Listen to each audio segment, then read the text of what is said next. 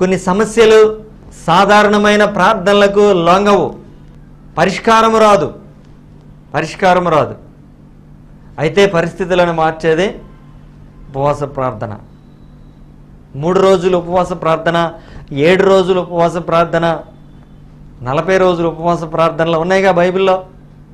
ఉండండి, పరిస్థితుల నుంచి విడుదల పొందడానికి దేవుని సన్నిధిలో కనిపెట్టండి. ఉపవాసం ద్వారా శరీరం సిద్ధపడుతుంది. మనం దేవునికి మరింత దగ్గర అవ్వడానికి అది మనకి సహాయం చేస్తుంది. విరిగి నలిగిన హృదయం తెస్తుంది ఉపవాస ప్రార్థన.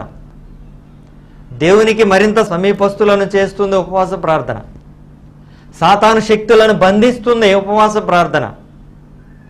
ఉపవాసం ఉండి ప్రార్థించి దురాత్మ శక్తులను యేసు నామములో బంధిస్తూ ఉండాలి. యేసు క్రీస్తు నామమున దురాత్మ శక్తులన్నీ బంధించబడునుగాక నువ్వు నోటితో